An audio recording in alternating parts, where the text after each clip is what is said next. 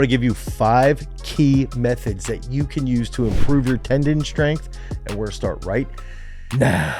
Oftentimes when athletes are struggling with tendon issues, there could be some type of catastrophic issue, even to a point, something like a pec tear. Okay, think about a hamstring tear, possibly rolling your ankle. Think about moving through any type of issue, possibly even through your hip. This can lead to long-term problems. So especially in my realm, I deal with a lot of throwers, I deal with a lot of football players and a lot of wrestlers.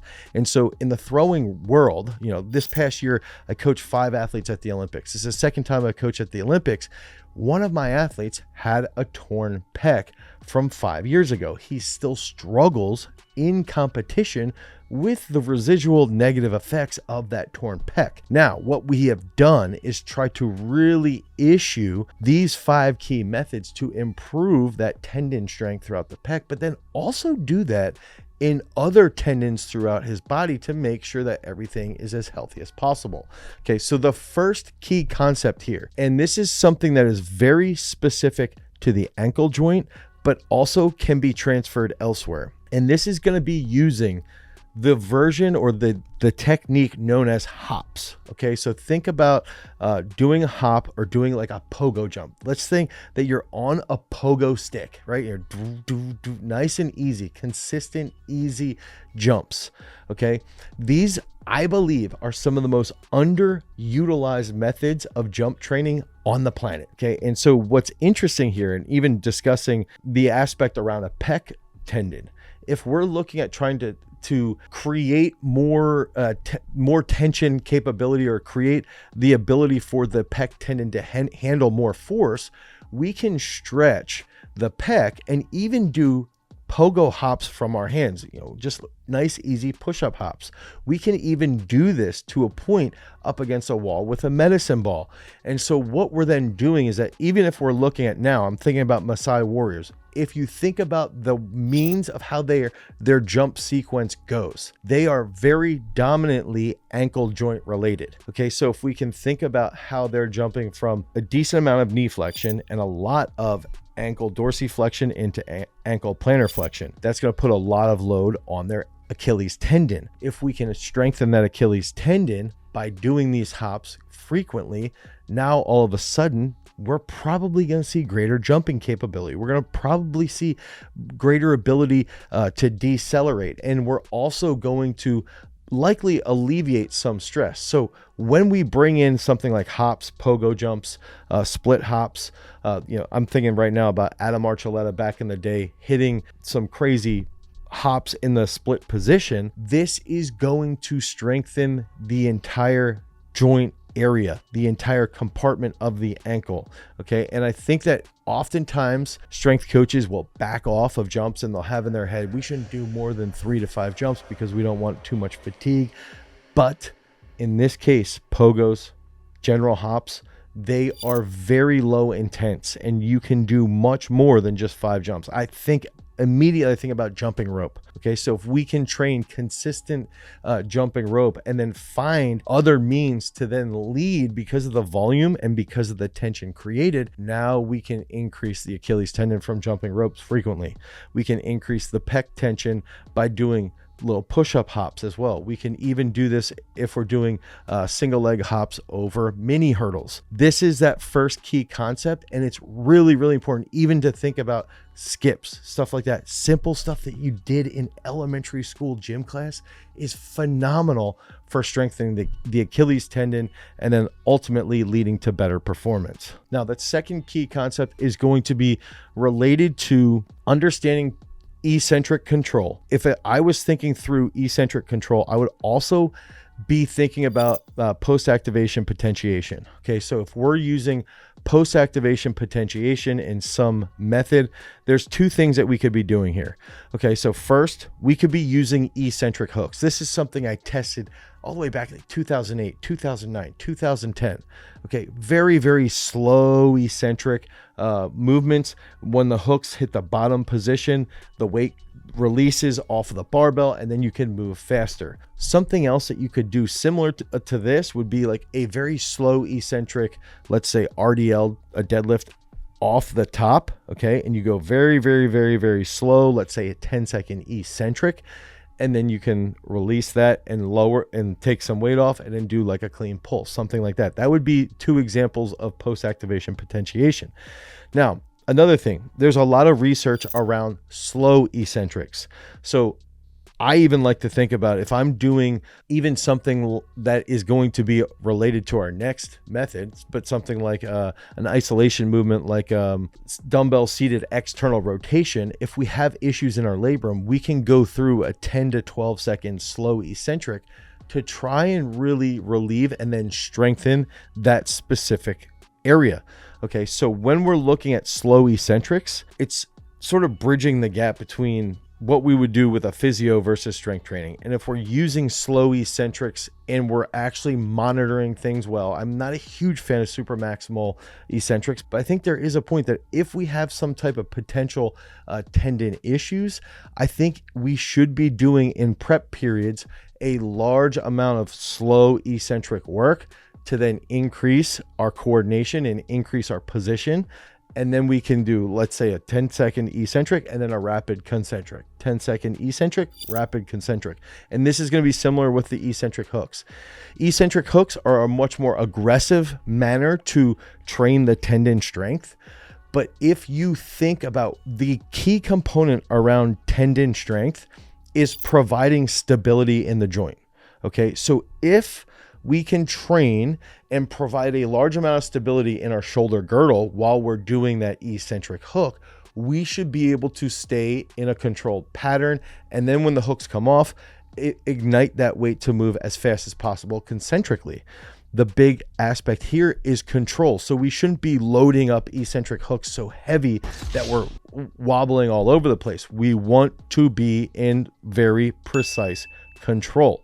Okay, so that second key concept is going to be using some type of slow eccentric tempo, possibly adding in some type of slow eccentric with eccentric hooks.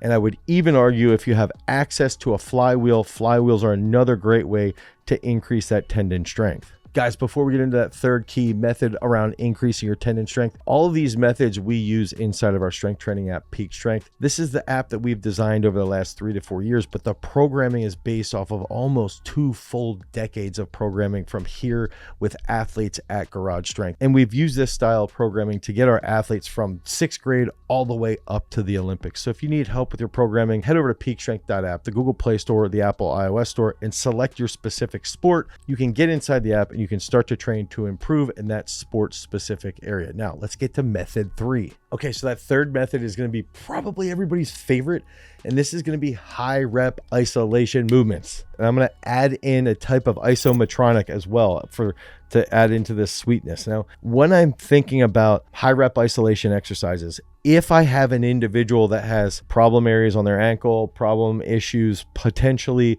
around their knee, let's even think problem areas around their shoulders. Again, we're going to talk about dumbbell external rotation. This is going to help us isolate where those issues are. And then we can really, really target those areas with a large amount of volume. And we know that there is a non-homogeneous means of growth based off of specific exercises. So we want to be very targeted with the movements that we're choosing when we're doing high rep isolation movements. I'm going to say a real simple thought process here. Let's say you're doing bicep curls. Okay, so let's say you have some type of shoulder issue. Sometimes biceps can actually help decrease that shoulder strain. Let's say you do really high rep, 25 reps of preacher curls, Scott bench curls. Let's say you're doing 9 reps of slow eccentric dumbbell external rotations. These are very specific ways to increase that tendon strength. Let's think about tibialis curls. If we're trying to strengthen around our knee and around our ankles, we can do like 3 sets of 30 tibialis curls. Create a large amount of time under tension will lead to greater tendon strength. And the unique part here is that if we're using isolation movements and we're planning it accordingly with their jumps, and we're planning it accordingly with our warm-ups, now that's going to lead to greater tendon strength. And we're attacking the tendon health from a few different areas. Okay, so that's some of the big concepts here. So I also like to use things like that are known as isometronics. So I have a book here, Development of Physical Strength, and inside that book, Anthony DiTillo talks about things like isometronics and even yielding isometronics. So think about, in the case of doing a bicep slam curl, if I'm doing high rep bicep curls, and then let's say every 3 reps, I slam the weight into an immovable object and I hold that for 10 seconds. These are methods that will lead to greater high threshold motor unit recruitment. Our muscle spindles will signal that we need to recruit more and we need to protect and stabilize this joint, this tendon area. And in turn, the tendon will get stronger. Okay, so that's a really, really important concept when we're using these things. And this is going to take us into that next big method. Okay, so now we're going from that high rep isolation movement to now we're going to go into double bounces or pauses. What is a double bounce? Think about executing a back squat and you're going through that eccentric portion and you hit a bounce and then a second bounce and you drive out of the bottom position. If we're doing a back squat or a front squat, we're going to see tendon strength improve in the knee. We're going to see tendon strength improve in the ankle. You're going to feel that Achilles lengthen as well. As long as the ankle and the heel, as long as the heel is staying grounded, you will feel that Achilles lengthen. Now, we have to think about too here. We can do one phase where we're doing double bounce back squats, double bounce front squats, even double bounce dumbbell benches. We can do another phase where we're doing pauses. Now, if we can think about a stretch mediated hypertrophy, we know that stretch mediated hypertrophy is very effective. If we're doing pauses in a back squat or pauses in a front squat or pauses in a dumbbell bench, we can now elicit greater response, greater hypertrophy from this stretch mediation, which in turn will lead to healthier tendon strength. It's using principles and concepts around hypertrophy that lead to this improvement in tendon strength. So double bounces and pauses, you can do it with dumbbells, you can do it with barbells, you can do it with squats, you can do it with presses, are unique ways to drastically improve your tendon health. And one thing I wanted to bring up is that even like a double bounce squat or double bounce front squat, these are methods that I've learned from Norik Vardanian, Yuri Vardanian, his son. Norik Vardanian was Yuri Vardanian's son. Norik would talk about how his dad double bounced a lot of heavy weight. And the interesting part here is that it's like a cheat code for your body to recruit more high threshold motor units. And if your body knows that its tendons can handle those positions, it's more likely to recruit more of those high threshold motor units in those positions. So if we get really strong with double bounces, we are going to get extraordinarily strong when we're executing high speed movements out on the field or in our realm of whatever sport we're playing. So we've got to think through, not only are we going to be doing double bounces and pauses with regard to back squats, front squats, single leg squats, presses, we're also going to be doing forms of double bounces and forms of pauses with jumps. And even in our 5S framework that we use for plyometric training, we use double bounces, okay? Because it helps us learn those movements more effectively and leads to greater recruitment and also leads to greater tendon strength. Now, there's 2 big factors I also want to bring up here. These are the last 2 concepts. Okay, so we're actually giving you 6 different concepts. The first 6 that we're going to look at, we're going to be hops, slow eccentrics and / eccentric hooks, the isolation movements at very high reps, double bounces and pauses. Okay, those are going to be the 4th big concept. Now, the last 2. 1, we have to do mobility work. We need to make sure that we're lengthening our muscles. And one thing I love to say is that lengthening is strengthening. So we need to get used to doing a large amount of mobility work. One thing I would recommend, inside Peak Strength, we have mobility at the end of every single workout. I also recommend linking up with someone like John Giacalone, who's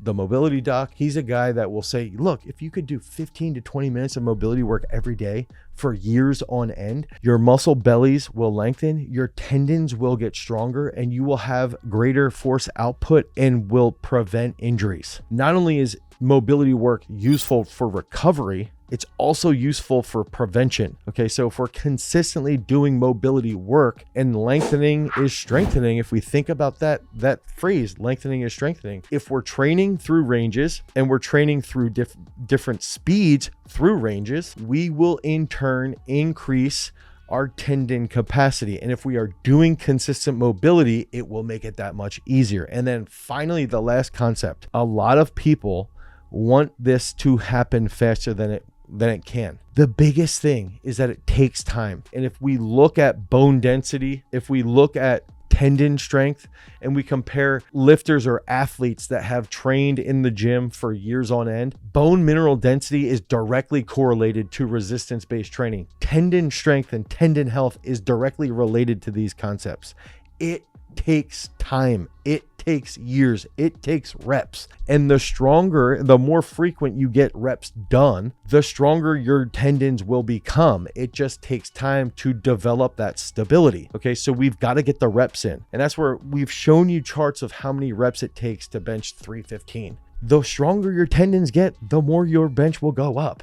Okay, so that's like one key concept, that it just takes time. You need to be involved with resistance-based training for a very long time horizon, and you need to use all these other methods. You need to use hops. You need to use slow eccentrics, eccentric hooks if you have access to slow eccentric hooks. You need to be using isolation movements or isolation methods. Bodybuilding methods are fantastic for tendon strength. Then you bring in something like pauses and double bounces, and then you top it off with mobility and just long-term work. And guess what? All of a sudden, your tendons are indestructible. So just make sure that we are aware of all 6 of those different concepts to help you become an absolute savage. Because remember, freaks, if you want to become a champion, you've always got to cultivate your power. Peace.